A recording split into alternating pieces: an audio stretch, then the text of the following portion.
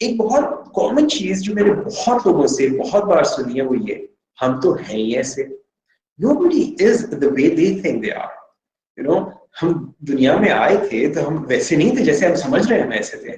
हमने बहुत सारी चीजें अपने एक्सपीरियंसेस से सीखी हैं। हमने अनकॉन्शियसली अपने बड़ों को मॉडल करके सीखी है। हमारे इर्द गिर्द जो भी लोग थे उनको हमने मॉडल किया है, उनसे हमने वैल्यूज सीखी हैं, उनसे हमने बिलीफ सिस्टम्स को अडॉप्ट किया है, and we never question that, because हमारी जिंदगी के शुरू के 5-7 साल जो थे उसमें हमारा शऊर डेवलप नहीं हुआ था। हम तमाम चीजें लाशऊरी तौर पे एब्जॉर्ब कर रहे थे। तो ये जो पहले 7 साल इंसान की जिंदगी के होते हैं इसको इम्प्रिंट पीरियड भी कहा जाता है।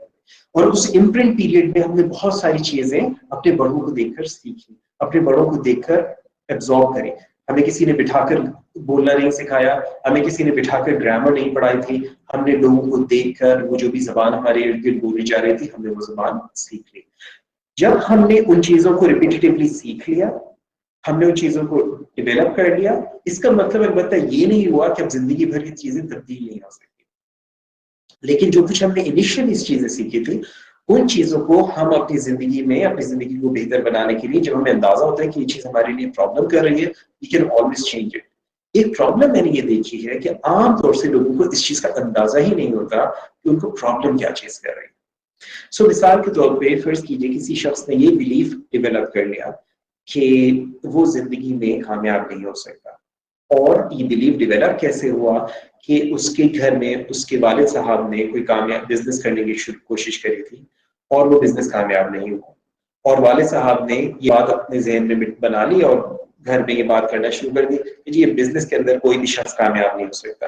और उस वालिद साहब ने अपने बच्चे को भी साथ में बोलना शुरू, देखो बेटा कभी भी करो नौकरी करना, बिजनेस ये तुम्हारे हमारे बस की बात नहीं है, ये हमारा मिजाज नहीं है, बिजनेस में कभी तुम कामयाब नहीं हो सकते। अब अगर इस तरह की बात फर्ज कीजिए किसी शख्स के बाप ने उसको बोली हो और बच्चे ने उस चीज को बगैर लॉजिकल थिंकिंग के उसको एक्सेप्ट कर लिया हो, और वो चीज उसके जहन में लाशऊर में बैठी होगी, और वो बच्चा जब बड़े होकर अपना फर्ज करो उसको ख्याल आता है कोई बिजनेस करने का, लेकिन वो बात जो बाप ने बोली थी वो जहन में कहीं पे अगर बैठी हुई है उसके बिहेवियर के ऊपर असरअंदाज हो सकती है, और वो चीज उसके जहन के ऊपर उसके बिहेवियर पे असरअंदाज होते हुए उसके लिए प्रॉब्लम्स क्रिएट कर सकती है।